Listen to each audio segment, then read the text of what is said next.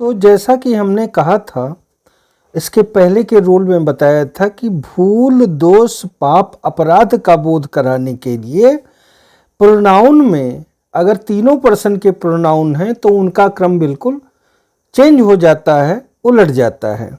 तो यहाँ पर हम देख रहे हैं कि यदि दो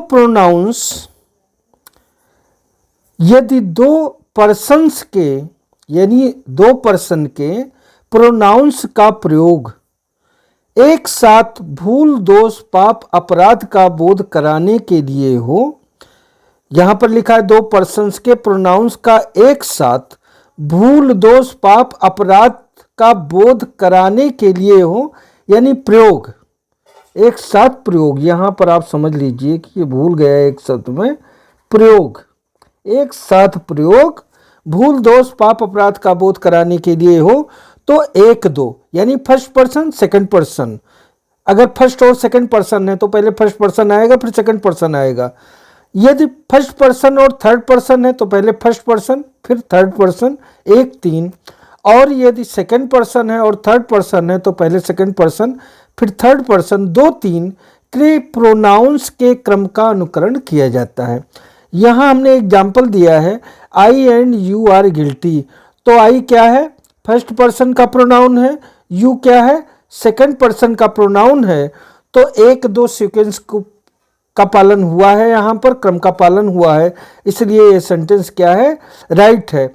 अगर इसी को आपने कह दिया you and I R guilty तो ये गलत हो जाएगा, क्योंकि यू जो कि सेकंड पर्सन है वो पहले आ गया और आई जो कि फर्स्ट पर्सन है वो बाद में आ गया, इसलिए ये गलत हो जाएगा। अब सेकंड एग्जांपल है आई एंड ही आर गिल्टी। तो आई जो है वो फर्स्ट पर्सन का प्रोनाउन है, ही थर्ड पर्सन का प्रोनाउन है। तो यानी फर्स्ट पहले आया है, थर्ड बाद में आया है, इसलिए सेंटेंस है राइट। उसके बाद में इसमें जो है अगर आप कर दें थर्ड पर्सन पहले कर दें, ही एंड आई लिख दें, फर्स्ट पर्सन बाद में कर दें, आर गिल्टी लिख दें, तो ये सेंटेंस रॉन्ग हो जाएगा। गिल्टी मीन्स अपराधी। उसके बाद में दो तीन का ये एग्जाम्पल है, यानी सेकंड और थर्ड पर्सन का। तो पहले सेकंड पर्सन आएगा फिर थर्ड पर्सन आएगा, यदि फर्स्ट पर्सन के प्रोनाउन का प्रयोग नहीं किया गया है तो you and he are guilty sentence बिल्कुल राइट है। अगर इसी को आपने कर दिया कि he and you are guilty तो ये सेंटेंस क्या हो जाएगा? रॉन्ग हो जाएगा।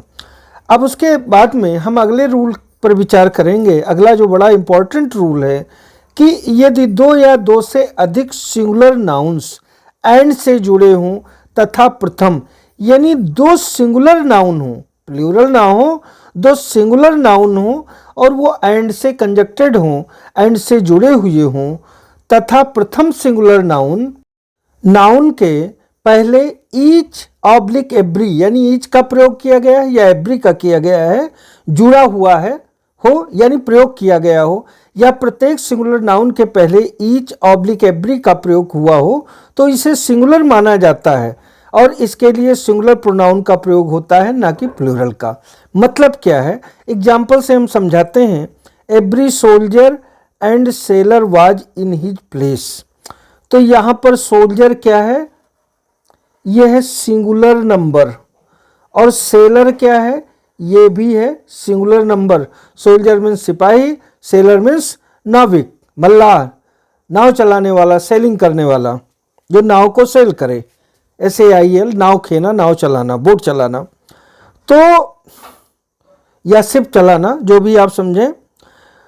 तो यहाँ पर बता रहे हैं कि सिंगुलर अगर नाउन है, यहाँ भी है और यहाँ भी है, एंड से जुड़ा है, तो इस नाउन के पहले एवरी है, इस नाउन सेलर के भी पहले एवरी है या नहीं है, यानी एक जगह जो है सिंगुलर नाउन, जो पहली सिंगुलर नाउन आ रही है उसके पहले एवरी या ईच में से कोई हो, या बाद वाली के पहले भी हो, अथवा किसी एक में हो, तो इसको सिंगुलर नंबर की तरह ट्रीट किया जाता है। ये सिंगुलर नंबर माना जाता है।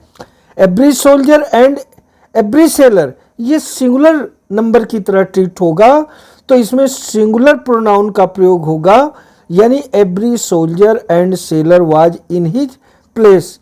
तो यहाँ प्रोनाउन क्या यूज किया गया? हिज। हिज जो है वो यूज किया गया है।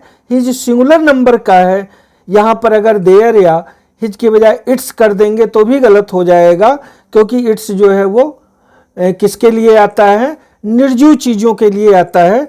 तो यहाँ पर ज़्यादा समझने की जरूरत है कि सिंगुलर नंबर का यूज होगा।